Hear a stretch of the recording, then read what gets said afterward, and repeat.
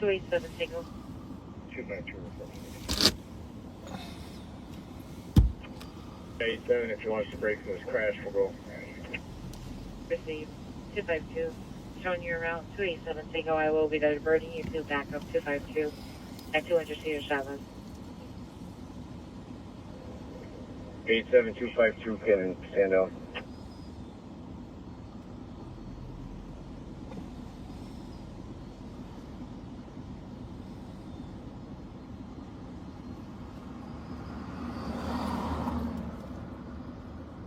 Copy 52 to stand down. 1506.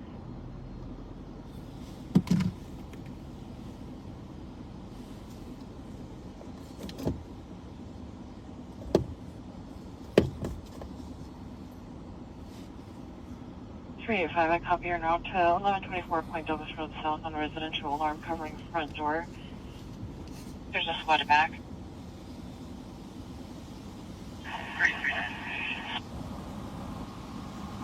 Copy.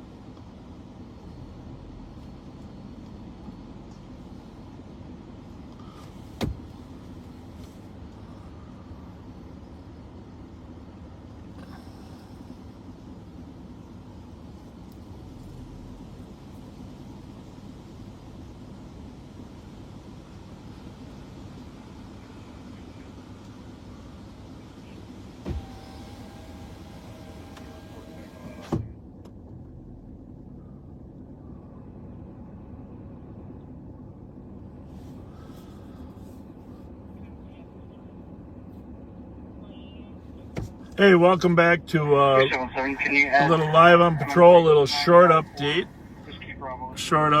We actually, Pat is not right here. Pat is finishing up his tattoo, and that's a priority. Finishing up his tattoo. I'm not going to be on long. I just want to, just a couple things I need to say. Need your help. Number one, our applications for deputy sheriff close tomorrow. If you know anybody that has a post license, is post eligible, that wants to work in law enforcement, please tell them to go online through Ramsey County and apply for the Ramsey County deputy sheriff position. We're always taking laterals as well, but if they would like to transfer from another department, please get a hold of us in the next day and we can help that process take place. So deputy sheriffs, we are short-handed. We need some help. And then finally, on the correctional officer side, we're always hiring correctional officers because some of them get promoted to deputy sheriffs. It's a tough job in there, so we need all three. Deputy sheriffs, both new hires and lateral hires, and correctional officers. So please get the word out there. Secondly, I'm over here by Wilder Playground just real quickly, and if you remember 30 years ago in St. Paul, President Clinton came here and spoke at City Academy and talked about the importance of education. And frankly, that was when the federal government started recognizing the importance of reading by third grade. And we had been talking about that importance here in St. Paul for some time, and that's really the beginning of that early literacy recognition, how important that was. So Wilder Playground right here at Jesse and Case, Edgerton. And I'm pleased to report that we've had much less criminal activity here since the residents of 594 Case moved out. Less stolen cars. Obviously, it was nice for us to be able to spot the stolen cars, but we wouldn't wish that on the neighborhood. I talked to some neighbors around here. They said they're so glad that the lower level here at 594 upper level's still there, but you've been here with us a few times. We got rocks thrown at us. We've had all sorts of illicit activities. We we don't actually know where they moved to yet, which if any of you know where they're landing, we would love to know where they moved to, just so we can monitor the stolens in that area. So good news on that front. I think they moved on their own, but they were being told by the landlord that he was going to evict them if they didn't move. So good work on everybody's behalf. Maybe tomorrow Pat's tattoo will be all done. We can take a look at it. So the other thing, we posted about the new police chief position in Minneapolis. Before I go on to that, those of you that asked how close the triple homicide was, so we're right here at Edgerton and Case. We're going to drive straight east to the triple homicide. And keep in mind, this is 594. The triple homicide is in the 900 block. So you're really talking about 3/4 of a mile. Remember, there's 480 numbers. 189. Well, 480 numbers to a mile. 189. Tomorrow night we're gonna talk about some other crime. At Bronson's Pub there, right there at Payne and Case, one of the waitresses was tackled and robbed as she left there. Thank you, 1513. We're gonna talk more about that case tomorrow.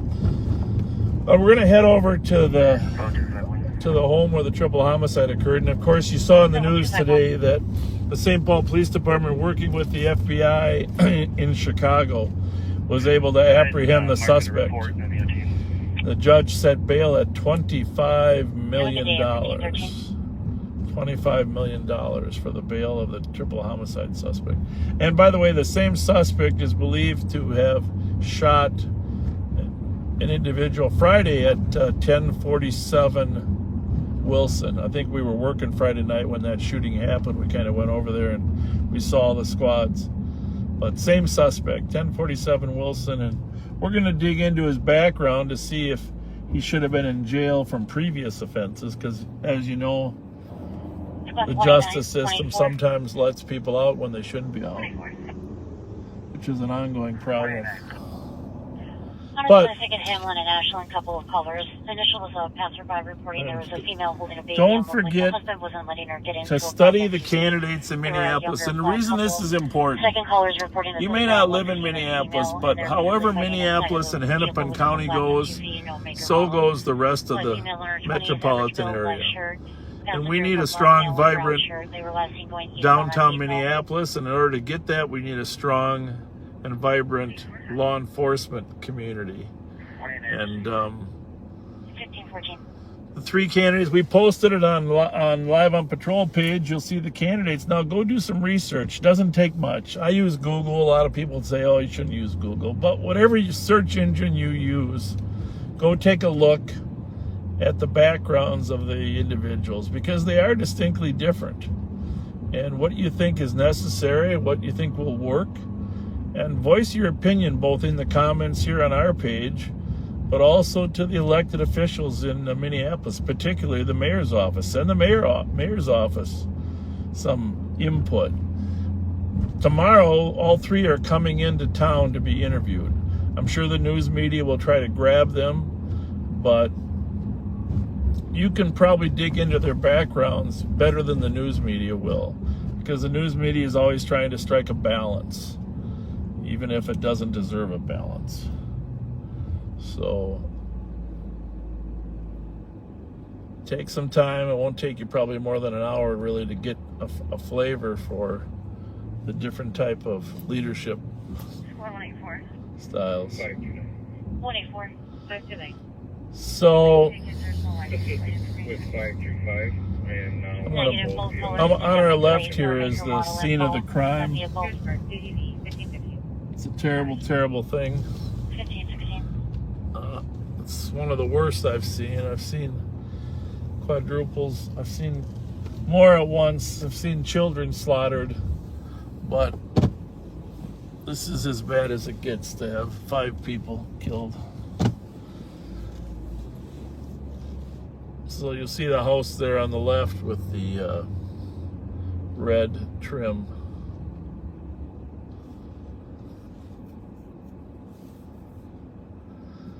The XL Energy guy was here yesterday. I talked to him. It's questionable whether this home should have even been occupied, to be quite honest with you. You can see the memorial tree in front here.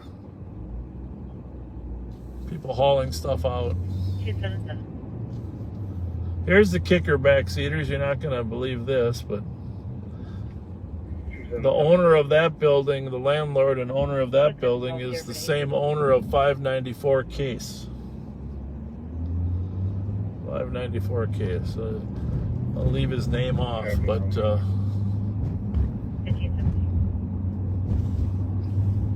pretty stunning. So at least that person's in custody. I'm confident he'll be tried and convicted. Just because of the witnesses, that a little difficult if all 5 people had died, but when they have 2 people that survived it, it's a lot easier to convict. Of course, nowadays with all the DNA that is available, 522. but it's still key. One of the still keys of convicting people is witness identification, supplemented with fingerprints, DNA, video evidence, etc., admissions during interviews, things that people have said to other people. So I'm going to stay on the street just for a little bit, but if you just joined us,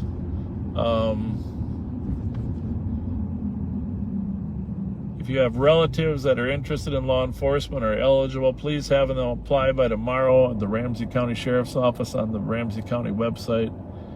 We need more applicants, quality applicants, to come work for the Sheriff's Office as deputies or correctional officers. And if you have relatives in law enforcement, please have them apply for a lateral transfer, and we can supplement their pay if they're laterals. So that's a big help. One of the interesting things when kids go back to school for a few weeks, there's a slight reduction in crime. You'll see on the left here, you'll see the kids just leaving Johnson High School. Kids actually like regrouping at school. Problem is with the busing system now, the kids at Johnson have to walk down to Maryland here. There's no buses that'll, if you're within a certain area, you don't get a bus. So now we got 30 kids on the corner waiting for the city bus to pick them up.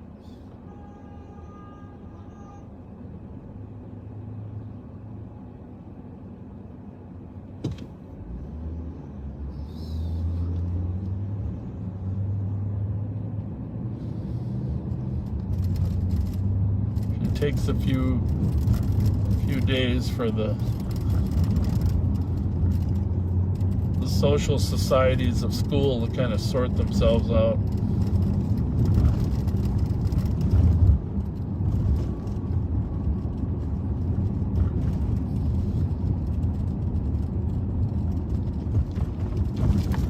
So you saw the fair came to a conclusion. I'll be quite honest with you.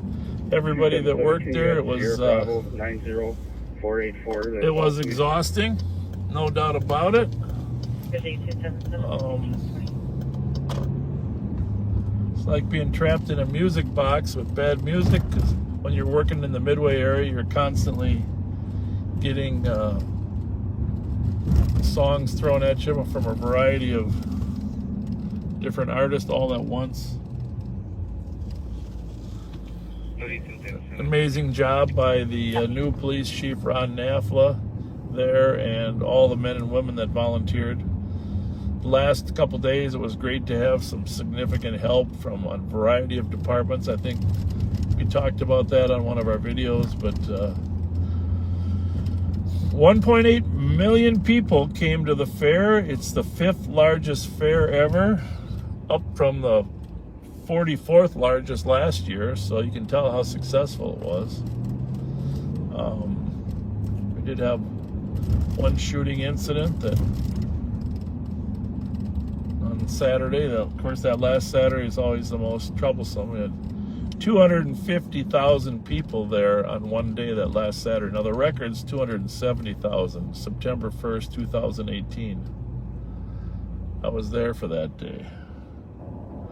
That was a busy day. But all in all, an awesome fair. You really should thank Jerry Hammer, the director of the State Fair, for the awesome job that he's done over the years. And I can't say enough good things about him.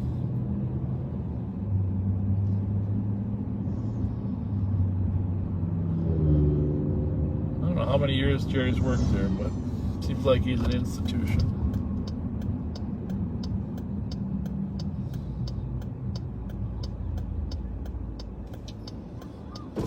Hey guys! Hey, do not come out in traffic. Well, thank you. Thank you. Stupid bitch. I hope you fucking die. Okay. Fuck you, dirty ass, dumbass bitch.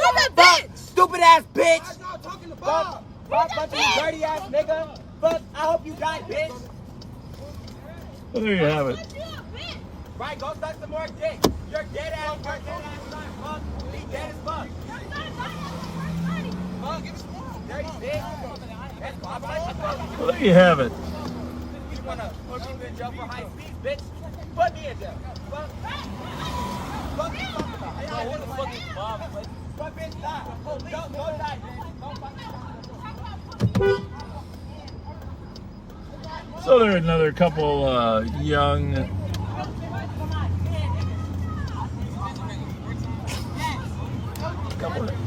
there you go. Couple young people that don't like the police.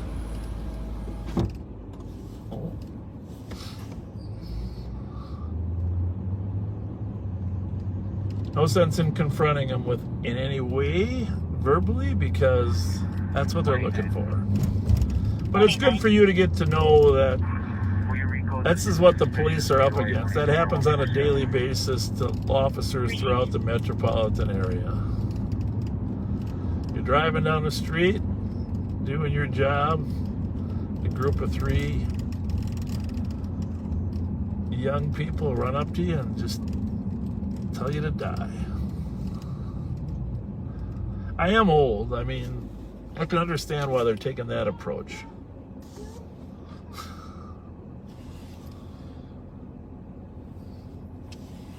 277, can I give you a scan over the air, please? 277. It's going to be 167. No gift cards for them. Those are friends of people that we've arrested in these stolen cars. And they know that we're out there arresting them in Kias and Hyundais on a regular basis. And I gotta say, our CAT team has done an amazing job. And that's the thanks we get from their friends.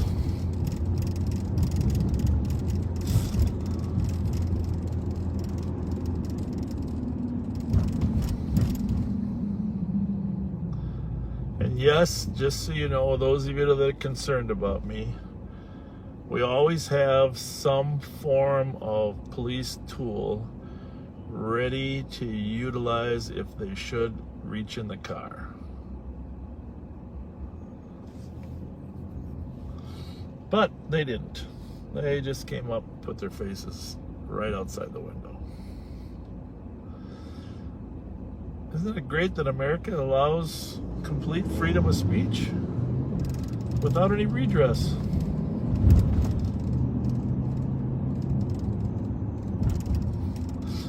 Sadly, that's how we know we're making success in putting people in jail when they're for committing crime, when their friends confront us.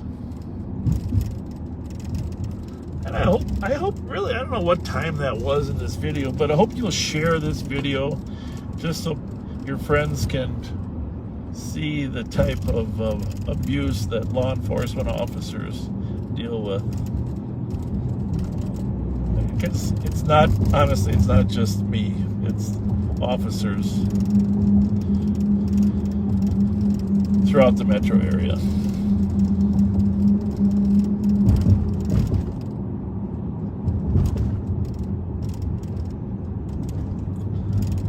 They're probably really just mad because they got a lot of homework, second day of school.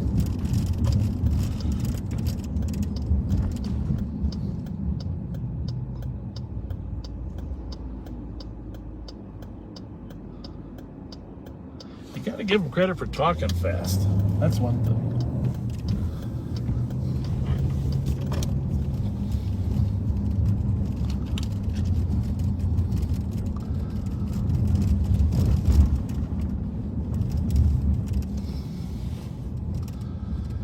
But yeah, figure out the time there, share this with your friends, and just say, hey, another example of how difficult law enforcement is. And this is one of the reasons we have such a hard time recruiting officers, because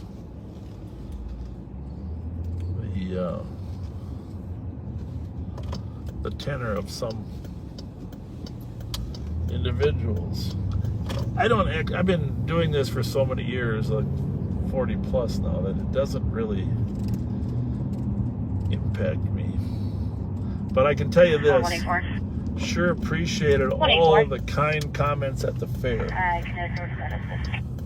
The Minnesota State Fair. Those of you that came up to Pat and I, Jelly Joe, Alex, the Rev, and said hi, said thanks for the work you do. Those were amazing. Copy. 189 to assist on an SS 96 Van Buren, unit number 1. Requesting assistance in the getting property back from the son's girlfriend who he's breaking up with.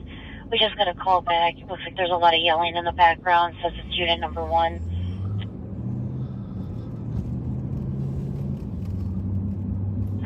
189 received. 1528. 6-1, cancel 189. 189, I'll show you clear. Pretty quiet over here on the east side today. We got all the radios on.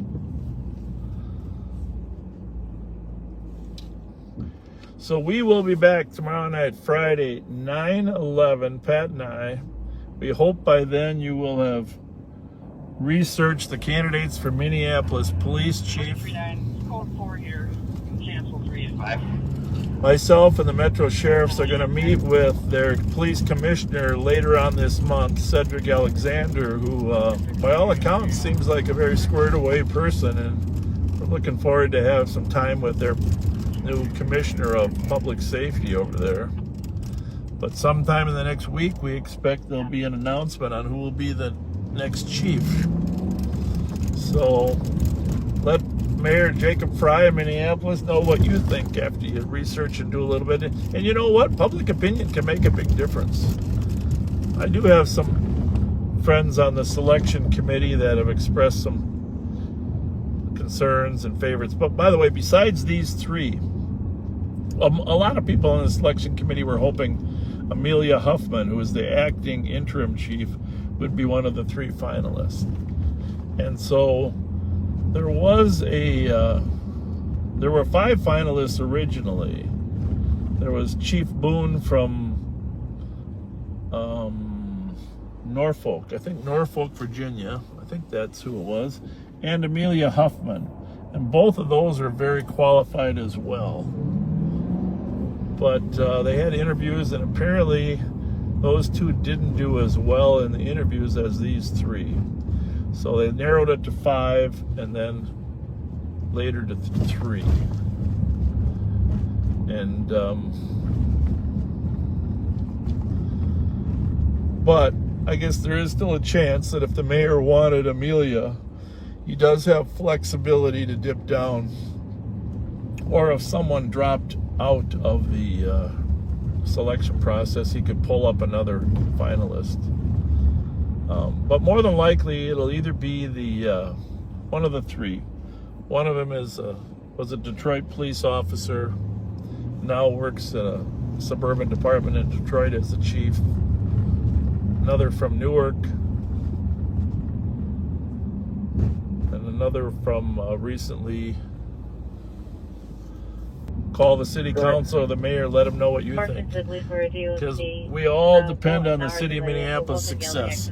We can't just say, well, it doesn't matter. It does matter. It matters to all of us. The Twins, the Vikings are there. Great places to eat, restaurants, Manny's, Murray's, Capital City Grill, you know, the Timberwolves. We have to help Minneapolis succeed, and it's only going to succeed with great leadership. So I'm going to let you go here. I don't know how long we've been on, but Pat and I will be back 9/11 tomorrow night. And we'll have a full conversation about candidates. We're going to read your comments about the candidates that are available. And,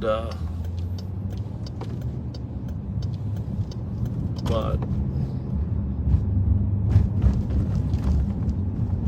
looking forward to getting your comments. That's all we got. Thanks for joining us at the fair, Backseaters. That was some fun. That was, post-traumatic stress for 2 days after all that activity there. 12 days in a row. 1.8 million people had a lot of fun, including Pat and I, Jelly Joe, Alex, the Rev. All right, that's all I got. We'll see Pat's tattoo tomorrow, see how it's coming along. Thanks so much for joining me today.